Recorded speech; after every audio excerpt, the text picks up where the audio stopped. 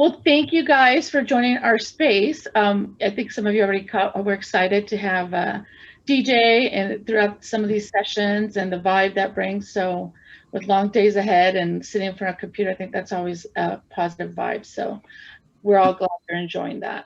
I'm going to use my little, wait, let's see if I do this way. I'm going to introduce myself real quick. Ida with Growing Inland Achievement right above us. Thanking our GP leads and COM director for putting these together for us today. I want to welcome each one of you for taking the time out of your day to be with us in this session, especially our guided pathways leads, our equity leads, and of course, our partners in crime from Complete College America joining us today, and that have been doing a lot of this work alongside with us to prepare for today. Brandon Portis, and maybe a couple of, I don't know if anyone else has joined us from CCA, but thank you for your continued support, Brandon, and your team. Some of you may not know, or maybe you received some information, but in the last 3 months, our Region 9 guided pathways and equity leads have been working hard and collaborating around this guided pathways work. We know it's not easy, and so we want to leverage all the resources and all the support that we can provide each one of you in our institutions to do this work.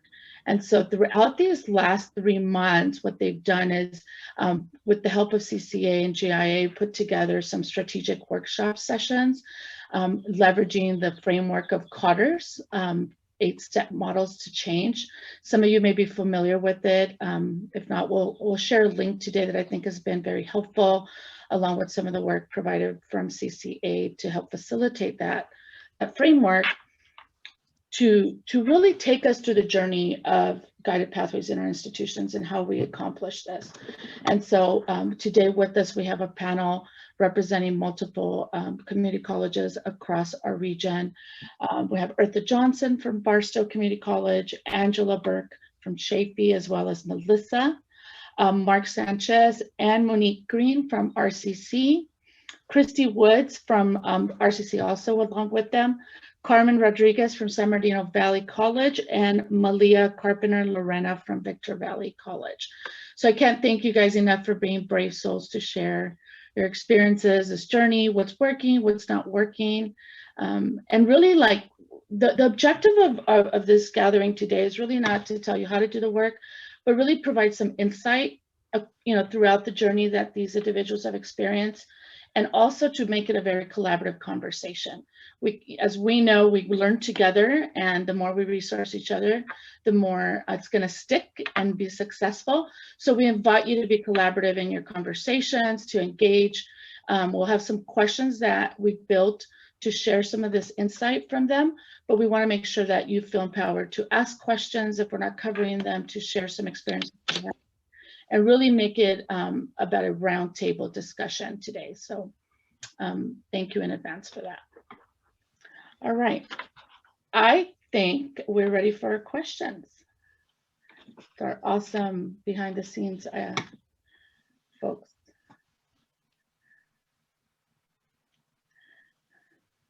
And you guys can either raise your hand from the panel if you want to take it, or I, can volunteer you, voluntold.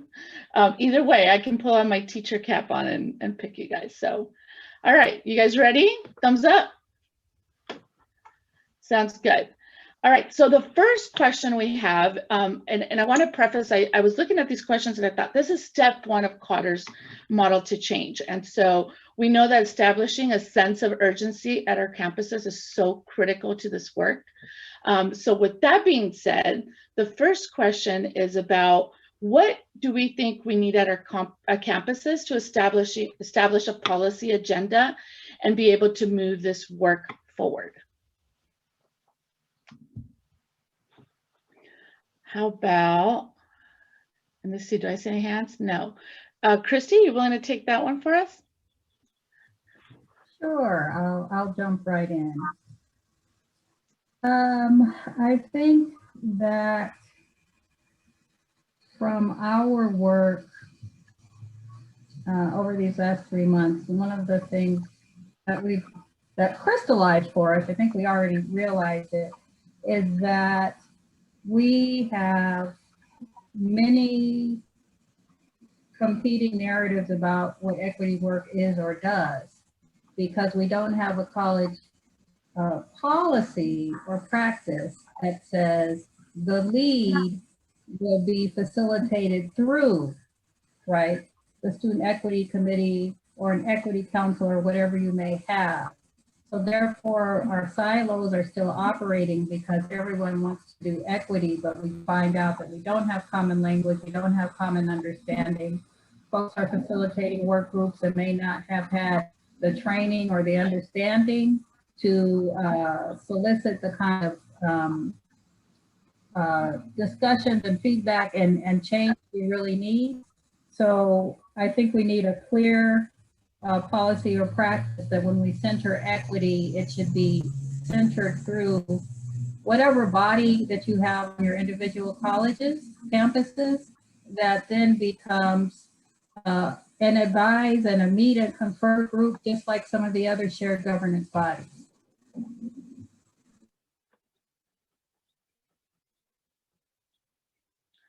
Thank you, Christy. Anyone else on the panel like to add to that? Or any questions regarding our first question? Some experiences, feel free to share. I wanted to jump in here with Dr. Woods there. Her and I worked together and have for many years. And as an example of what she was just sharing, there was recently at our college this discussion about evaluating language in policy.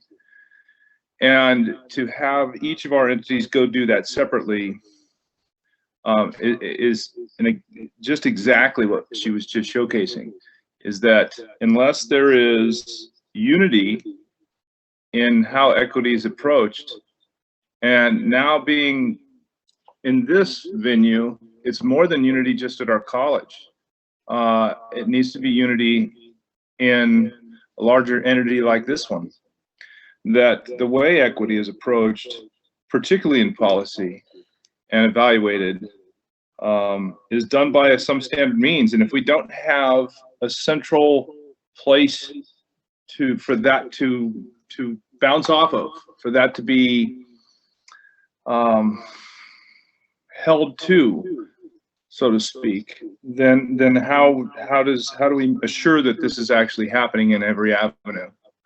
And best practices between colleges in something like the Inland Empire as well. Thank you. That's what I wanted to add. Can I jump in really quick, Ida? Of course. Okay. Good afternoon, everyone. My name is Lorena Newson, the Dean of Pathways and Professional Learning at Victor Valley College. So our approach and our strategy, included board resolution goals. So we actually adopted a board resolution that went before our board of executives, our board of trustees, and we had 5 key areas that we focused on for diversity, equity, and inclusion. And from these 5 areas, we were able to integrate some of the board resolution goals into our shared governance committees, which include our student equity committee, as well as our diversity, equity, and inclusion committees. So I'd just like to share the areas that we focused on. So we focused on our board policies, looking at diversity, equity, and inclusion in our board policies.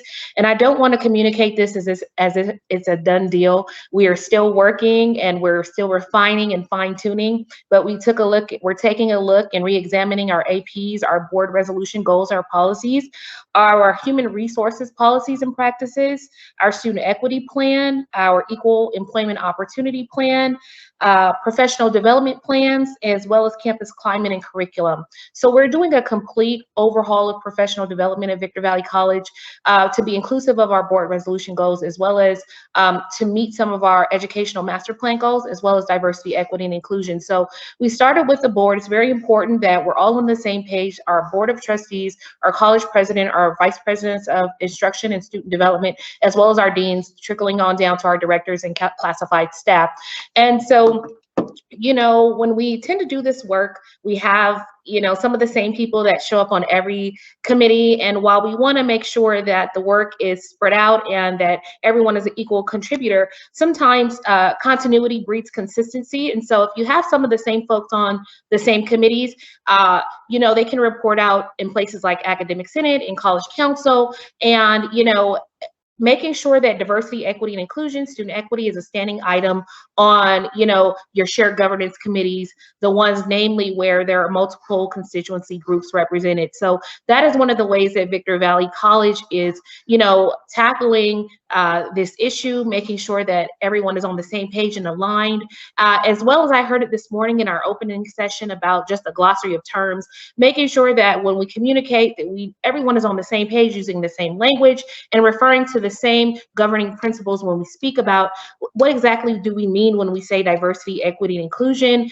Are we looking at curriculum? Are we looking at programs? Are we looking at structures? And so having that place and that space on campus for dialogue around DEI and, you know, having those safe spaces are going to be really, really critical. And that is one of the approaches that we've taken at BBC to address your question. Thank you very much.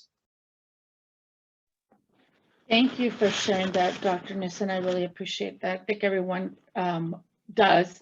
And if you don't mind, I'm going to ask a follow-up question to that might be lingering in a lot of minds.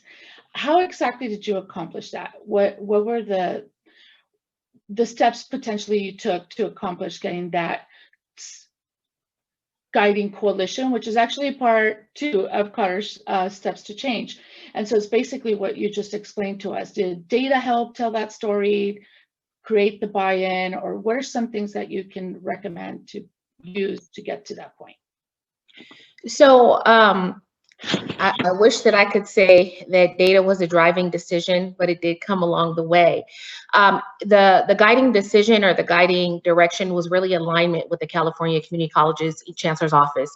And so as soon as the diversity, equity, and inclusion plan came out from the Chancellor's Office level, as a college and as a, you know, governing body, we wanted to align ourselves with the Chancellor's Office. We also wanted to align ourselves with the Vision for Success goals, as well as the Vision Resource Center. And so we're all following, you know, everything that's going on from the Chancellor's level on down.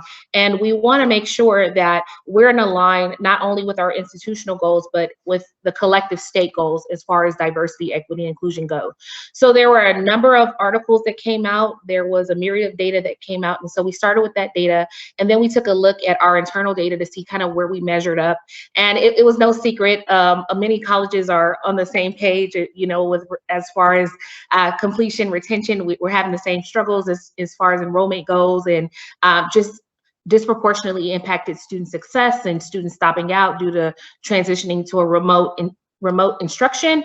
And so we wanted to look at why our students were stopping out. We looked at emergency withdrawal rates for students, and we wanted to align ourselves with the Chancellor's Office goals around diversity, equity, inclusion. And at the same time that was happening, we were morphing our diversity committee, which is a standing shared governance committee, to diversity, equity, and inclusion. So it kind of ended up aligning very nicely with, you know, the board resolution goals, the new charge from the Chancellor's Office, and then just the educational master plan that we've developed at Victor Valley College, and wanting to align with racial and ethnic equity. Thank you. Excellent. Any questions from the group? Trying to watch for untapped mics. Thank you, Dr. Newson. Really, you're leading us into the second question, in which, you know, what we wanted to hear from this group is what additional guidance, support, you know, do you need from our chancellor's offices to do this work? You know, you talked a lot about the call to action, lining up your work to the initiatives coming already from the chancellor's office. Maybe that has been a little bit more difficult from some institutions than other. You know, like Christy said, competing initiatives, whatever the case may be. But at the end of the day, we all have the same vision towards success. Is there anything else, or maybe that you want to speak to, or anybody on the panel, on how to leverage other resources or additional things coming from the Chancellor's Office to help really do this work and spearhead this change?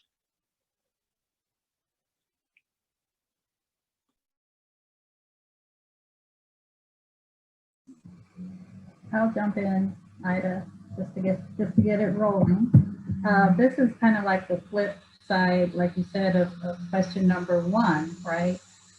And I think based on many of our conversations in Region 9, amongst the equity leads is how to get that, again, that recognition that focus on the work of the practitioners as valuable and valued, right? And perhaps if the chancellor's office, the CCCO, when they send out guidance, included in that guidance just a note or two about ensuring that the practitioners are at the table, are on those task forces, are in the room, are called upon to maybe recommend, right? Because often we say shared governance, but often it means the unions, faculty associations, academic senates, right? But not always an equity body or an equity council. And just one other thing, and this could go almost in response to many of the questions. Another thing we talked about was positional power and institutional processes. And it reminds me again of what was said earlier too at the start of the day. If we're dealing with an organizational structure that was designed not to be inclusive, but we have processes that are built into our structures that we hold as highly valued for good reason. But if the processes reinforce the inequities, then we can't rely on process in order to make these needed changes. And the folks who have the lead in developing and adhering to the process are often not the practitioners of equity. So it's this horrible catch-22 that we're in trying to claw our way as practitioners sometimes into the places where we need to be to cause a reflection on why the processes don't work for the work that we often do.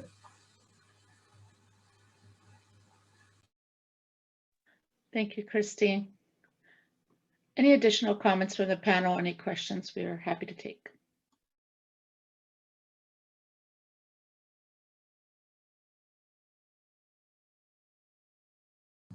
We're usually a livelier bunch here. We usually have a whole lot to say. I was gonna say, did we get lunch? Maybe we forgot lunch, or we're jamming to Steve and didn't get something to eat. Let's see, we have here shareholders to equity needs. You know, Chrissy, you bring up a couple good points, and you know, we said from the beginning this work is hard, right? And being able to have consistency in language, you guys talked a little bit about that, someone who shared out, and then being able to really develop a change vision that goes across the institution is so important.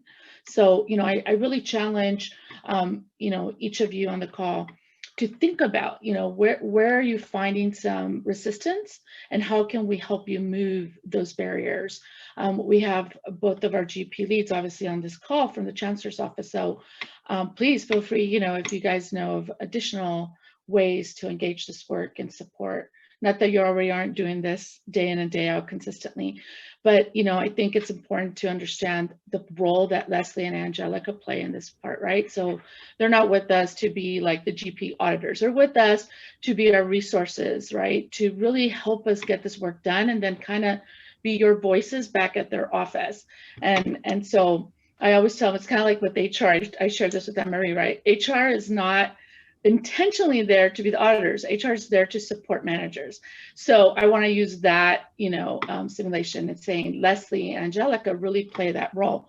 So if you're not seeing them in that position, I encourage you and please do so, because they work tirelessly every day and every out, not to audit your guided pathway implementation, but really to support you and embrace the needs you have at your institution towards this success. And also to look at guided pathways, not just as one initiative and then equity as another initiative, but a path to equity in your institutions. And so when you're finding someone's resisting to equity, change, and engagement, then maybe guided pathway is more of a conversation they might embrace too, and not even realizing it's leading them to the same path, right?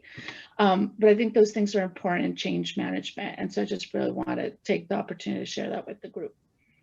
All right, so question number 3. Thank you, Christine. Lita? Yes. Before we move forward, April took herself off of, she's on camera, and so she posted a question in the chat. I wonder if she would expand on the question and ask it to the panel. Yes, please. I couldn't see you, April. I apologize. Thank you, Anne-Marie. April, you're still on mute. Can I ask you to unmute? Can you then hit the button? How strange. Can our IT unmute her? I'm trying. I can ask her to unmute, which I've just done. So let's see. No?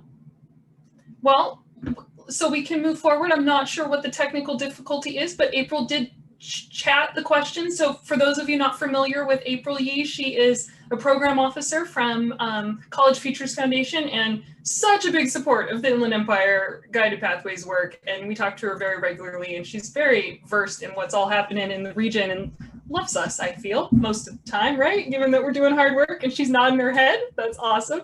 So she posted in the chat that the shared goals of student equity and guided pathways leads and work groups are very clearly about equitable student success. She's curious where the teams have faced challenges in aligning their operational work in practical ways and how you have overcome those challenges. What a great question, April.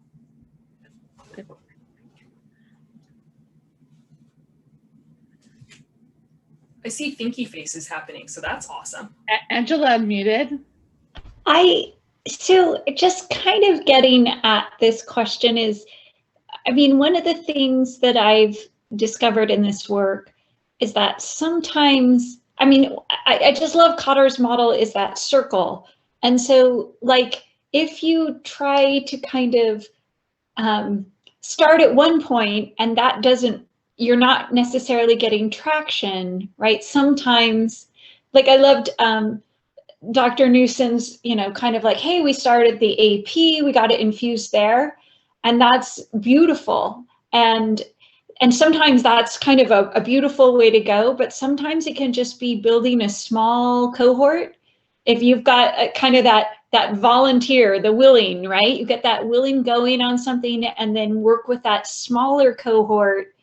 If you're kind of getting resistance in one area, you can be like, okay, well, maybe we'll try this one to be grassroots as opposed to another direction. And just one example of that is even thinking maybe kind of overall faculty resistance to certain ideas, but because I happen to be curriculum chair, so on the curriculum committee, we can kind of like start infusing kind of an equity lens into curriculum design in a more subtle way than having faculty senate come out and go, this is how it's going to be, right? And so it just is, it just kind of depends on what it is. And so that's my kind of advice to people in this work, you know, try many different areas to leverage and also be willing to start small.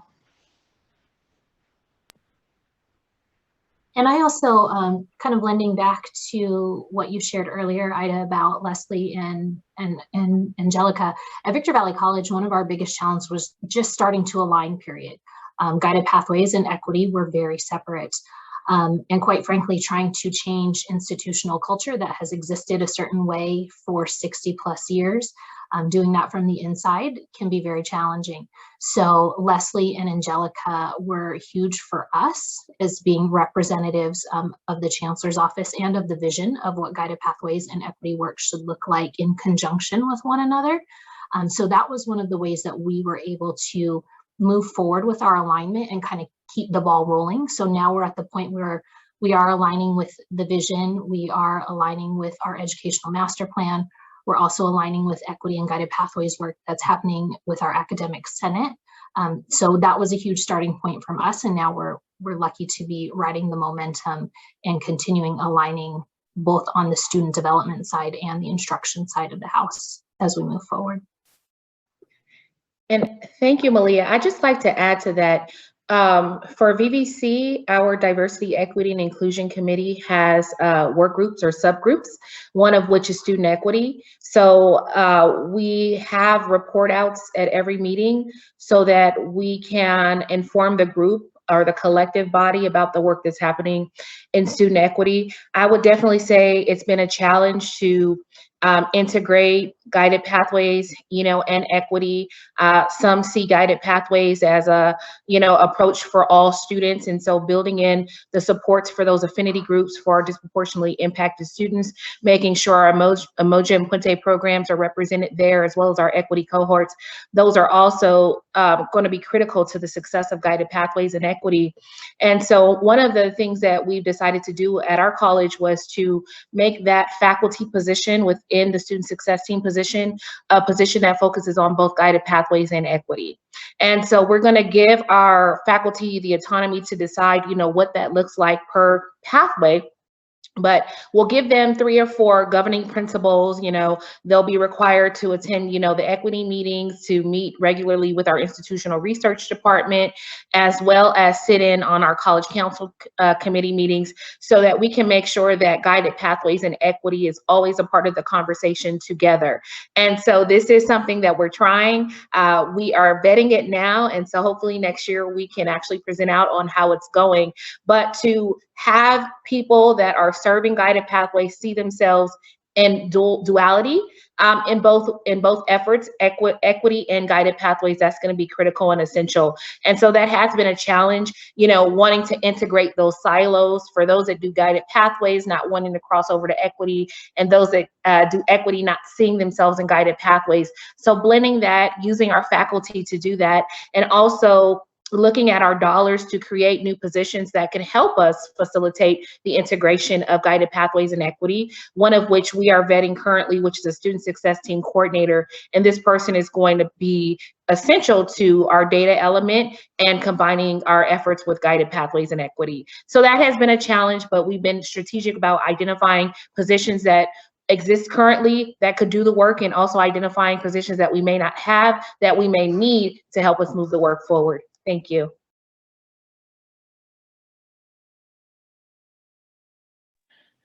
Thank you, ladies. We have a question from April. Yeah, here it is. Okay, so I'm curious where your teams, did we read this one already, Anne-Marie? I got it again. I want to make sure it's not a technical issue. I think April's kind of waving you off on that question. Oh, wait, you're good? But your microphone is working. Anything you'd like to add, April? Nope, she's good. Okay, all right. We have a question from Angela, who is one of our students who is joining us for the summit, which is very cool. Welcome, Angela. And she posted in the chat, and I just have to comment. She was jamming with Steve, which was awesome, and forgot to eat. And so, Angela, you also can eat during these sessions. So it's all good. Did you want to ask your question, or would you like me to? I could ask. I don't mind. Can you hear me? Is my stuff working? Yeah, go ahead. Okay, this froze. I don't know if I did this right. We can hear you. Okay. So okay, there it goes. It just froze for a second. I am a student. Like I said in the chat. My question is, for the transparency, all the information that will be gathered today in this summit, will it be transferred in like an email or something to us students, or will the staff come back and tell us, or any of that kind of stuff? And if so, how fast will the students know from all the information that will be gathered today? Or today and tomorrow, like between all the sessions. And yes, I was jamming out to the DJ and forgot to eat. Since Angela's from Chafee, I can go ahead and kind of talk about that piece. I think, Angela, it just depends on what, since this is mostly. Hi, Angela. I didn't know you were in here. Yes, I know. We are always in meetings together, Angela and I. So I think it just depends on what is being taken back. I think this, I know for me, I'm kind of doing a lot of idea gathering, but it's not necessarily, and then kind of we'll have team time at the end of the day. I think you might have a Zoom for that, and that'll be where we'll talk a little bit more about like what are our next steps maybe, and then what would we share out. But it might not necessarily be information about each session. I think it would be more the results of what we plan based on what we learn here. And might I add that I think it's really important, the question that Angela raises, right, of how we get information like this to our students. So very important. I can share that, you know, GIA will be posting all of the recordings and the information from the summit through the Guided Pathways website. And so that, of course, will be shared with everyone. But I think it's important for you, Angela, to have said this aloud to all of the folks listening from all the various campuses so they can think through, how do we get that information to students? And we know we need to do a better job with that outreach. Absolutely. So thank you for asking. And since Angela's asking, I have a question for Angela. What would be, from your perspective as a student, how would you like this information Yes, ma'am. presented to you? Did you hear me? From a student's perspective, in what format would you like this information to be presented back to you from our colleges?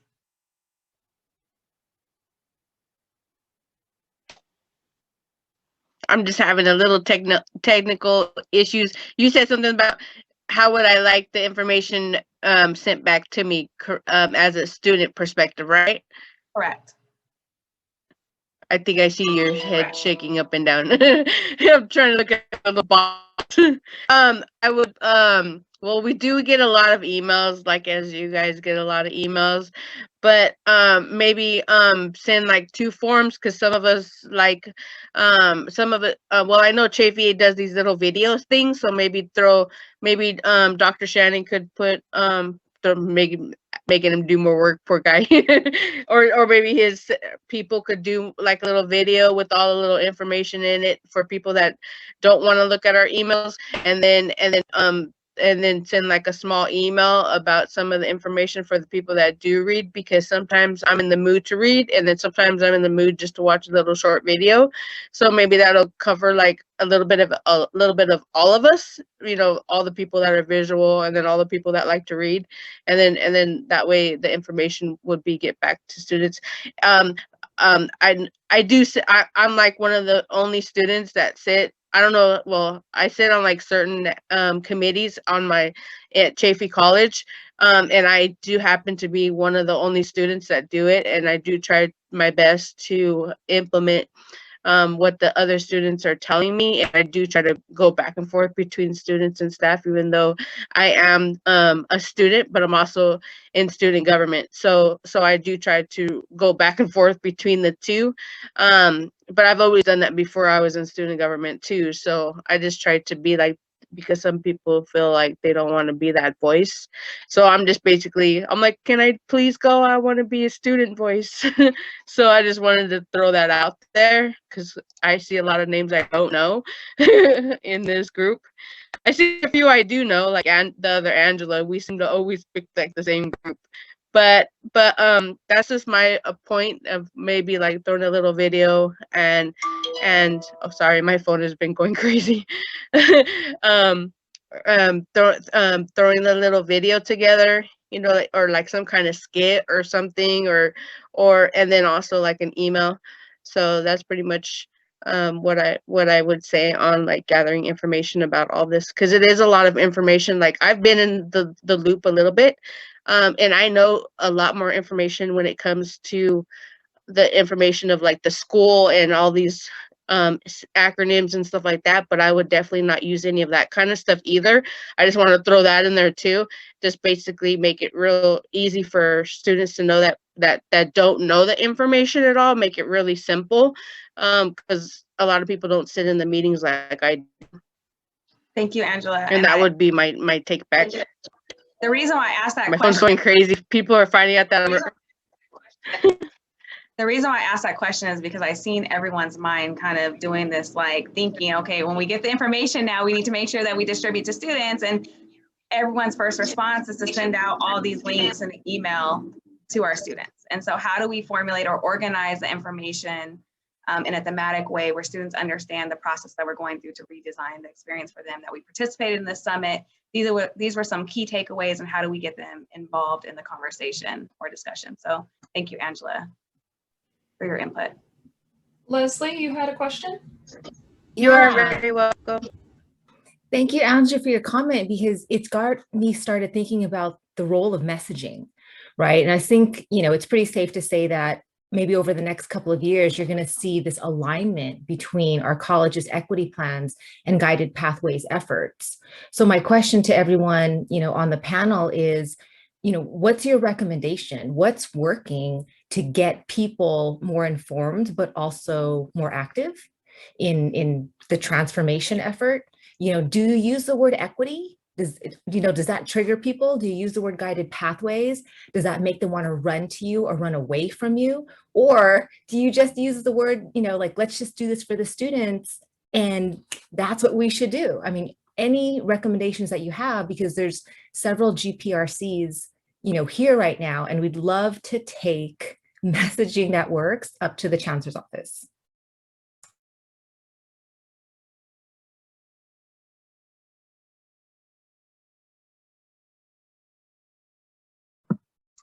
I'll share. At Victor Valley College, one of the things that we are working towards in being very intentional in spreading the conversation is asking that equity and guided pathways become standing agenda items on meetings that are happening across campus, so that it's not, everybody doesn't look at it like guided pathways is happening over there, someone else is taking care of it, but each group now understands that this is a point that we need to address within the space that we're in. Equity, using the word equity, sometimes it comes to reading the room, right? Like for some people, equity is the word. For some, it's not. And so understanding the spaces that we're in and the language that we can use to build the coalition, and what's going to be kind of easier for people to see themselves within the work. So if we don't call it equity and say, what's our individualized approach to students? If that can get people on board with doing equity work, then we're flexible with using the language. But for us, it's understanding how some may or may not be triggered, and then adjusting our delivery based on that. Because ultimately, at the end of the day, our goal is to build the coalition and to get people to move this work forward. And I don't know if I'm jumping the gun here, but you said go to the state with some of our recommendations. And some of our recommendations is, we have our equity plan. A lot of our colleges now have a guided pathways plan because we've been in this process for about 3 to 4 years. We have a professional development plan, and RCC, I'm just going to throw this out there, so don't ring me. We're all doing the same work. We all have these college strategic goals where we're moving the needle of student success. We're being very intentional and deliberate about the students that we serve, how we serve them, and which methods we serve them in.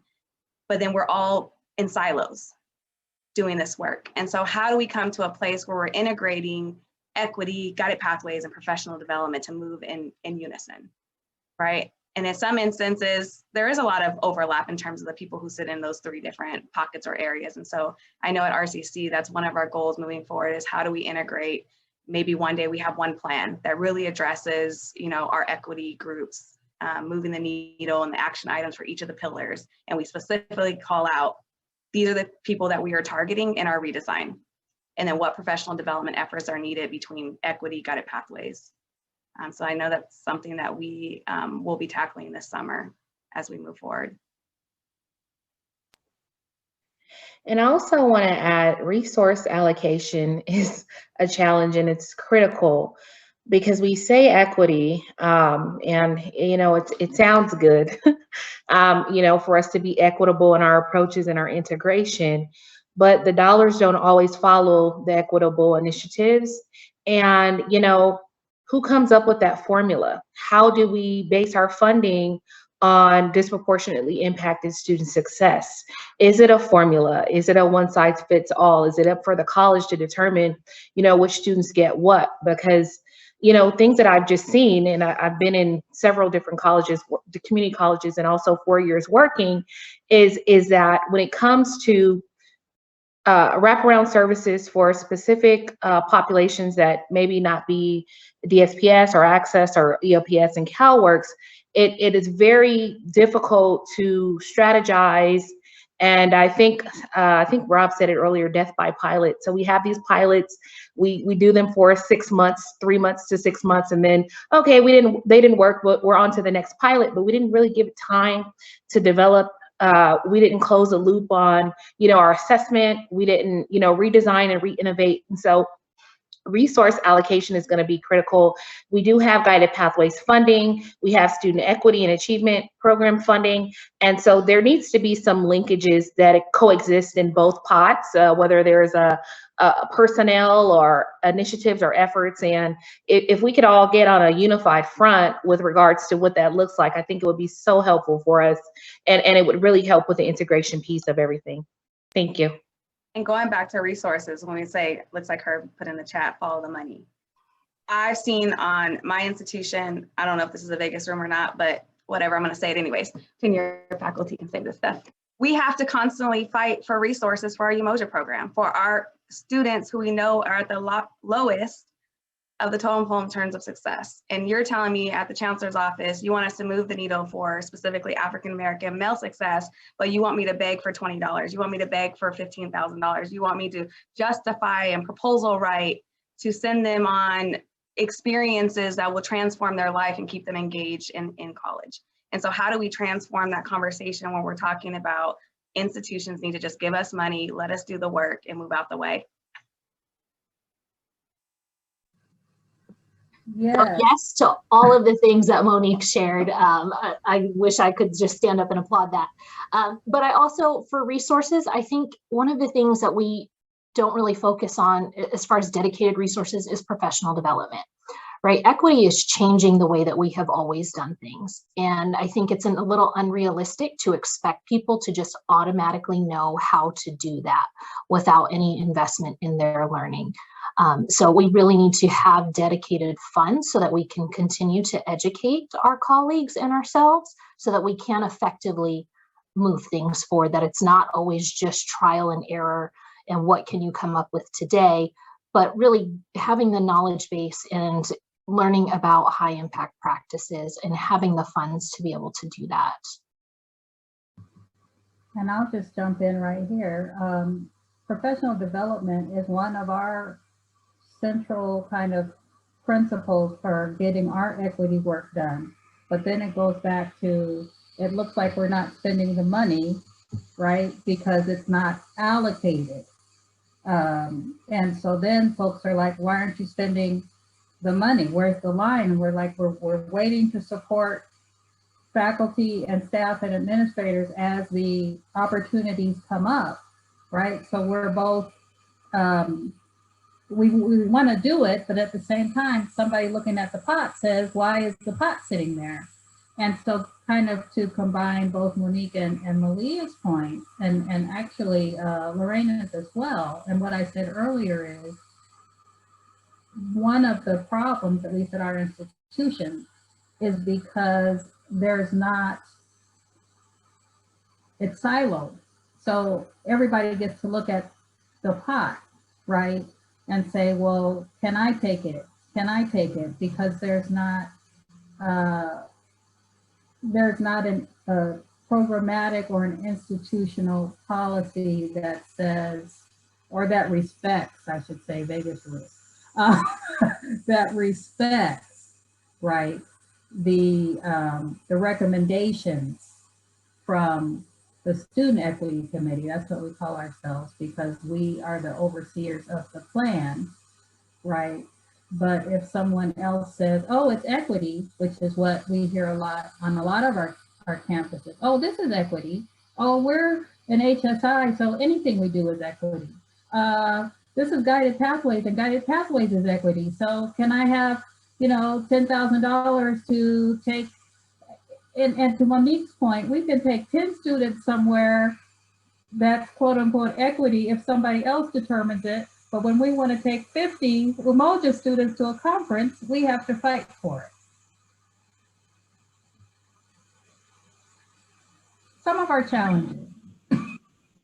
Just a few. I think we have a hand raised by Rania. If you're, Yes. Can everyone hear me?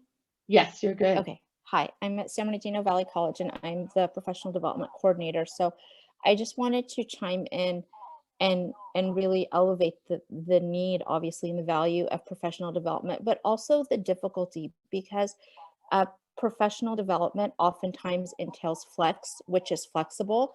And so when we do these events to really inform people about anti-racism, about DEI work, we get the coalition of the willing.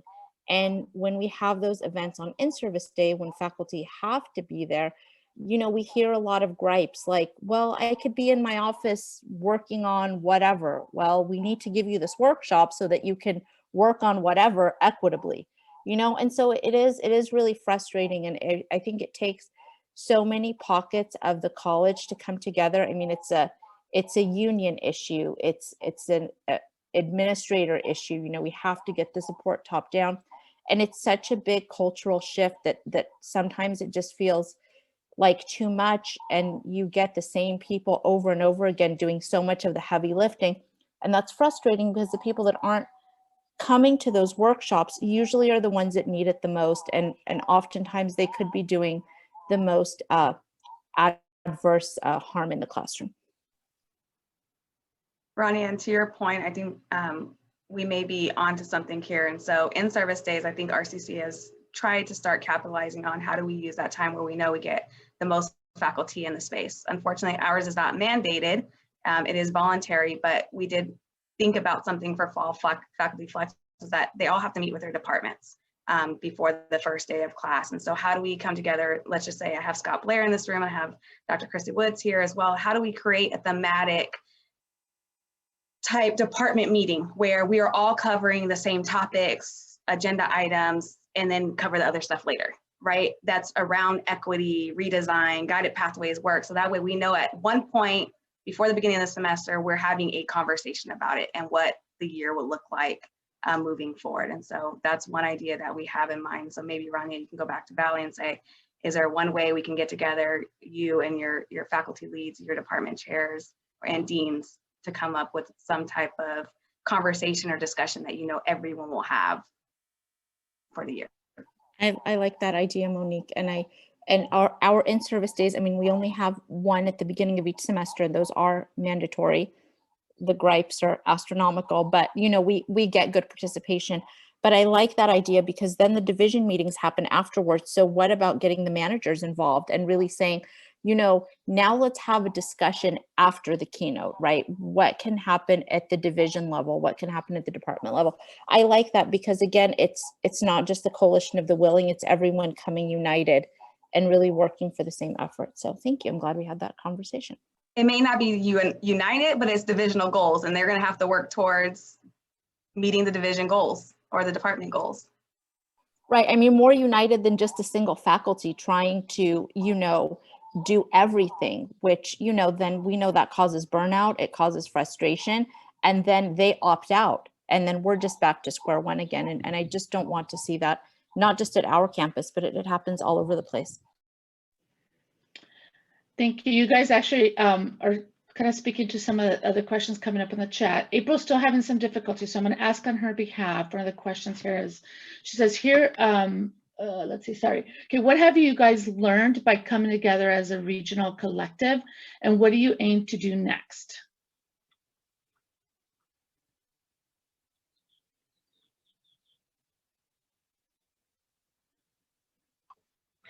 So prior to working at Victor Valley College, I was at Riverside Community College District, and I worked at both Norco and RCC. And I see Bob here. Hi, Bob. I was a part of Leading from the Middle, and you helped to develop the pathways at Norco. And so I kind of learned there, and then I took what I learned to VVC. And so I want to just say that the Region 9 convening has been so critical and instrumental and invaluable in just assessing and, you know, figuring things out, and also for support, knowing, hey, VVC, this challenge is not unique to VVC.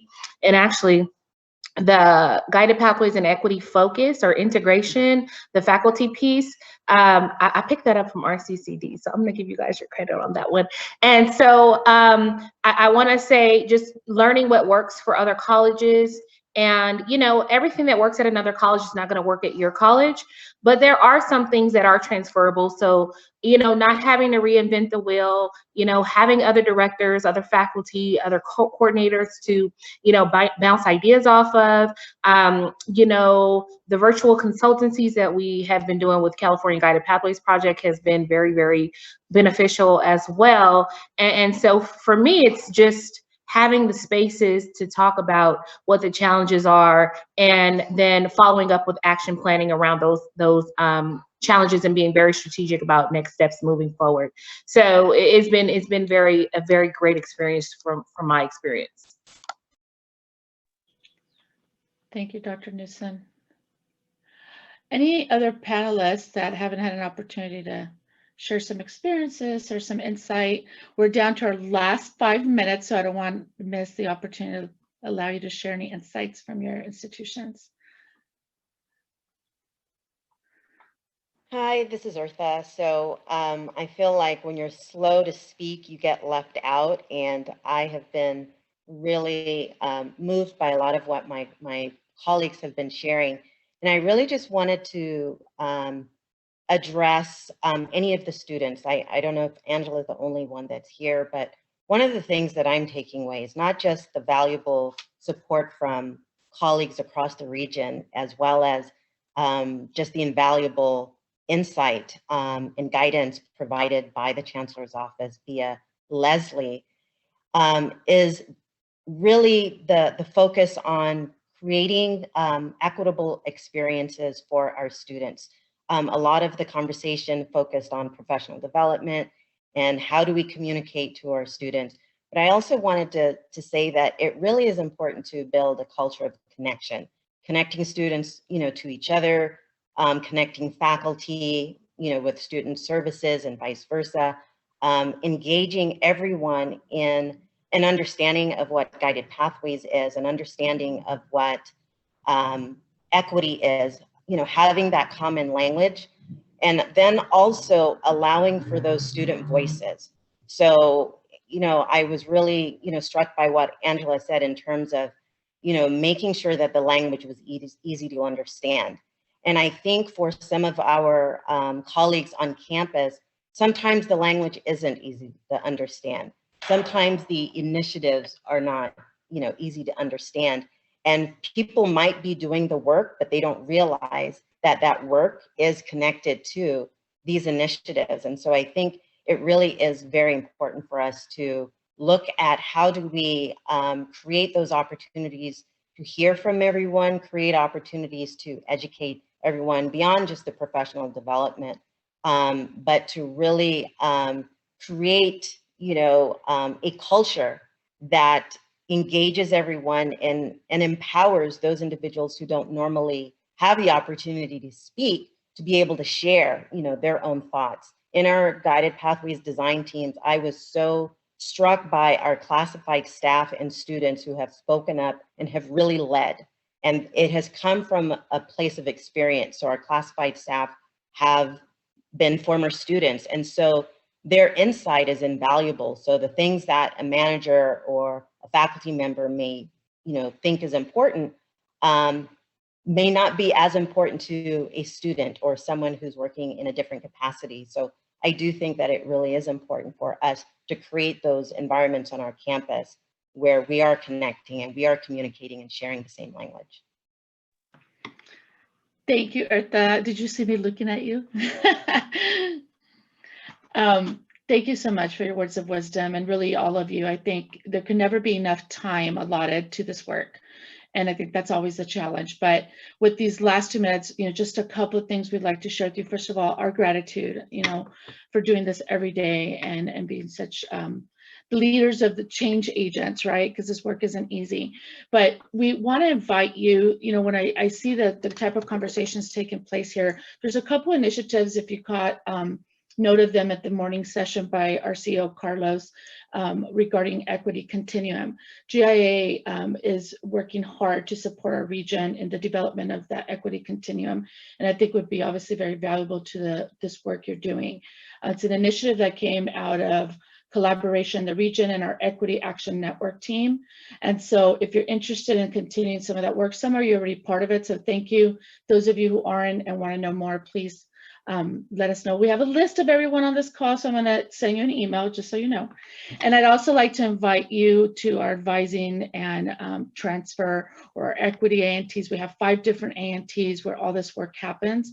More importantly, this type of conversation, collaboration, and sharing of resources. So if you want to continue what you're seeing here happen today, a great space to do that is at our Action Network team. So I will be happy to send an invite after this, but Anne-Marie and myself, anybody from the GIA staff, our GP leads know where to get this information. So please reach out. You're not in this work alone. You have a whole army behind you, whether it feels so or not all the time. And we can't thank you enough for your continuous efforts in our student success. 1:30, right on the T. Thank you.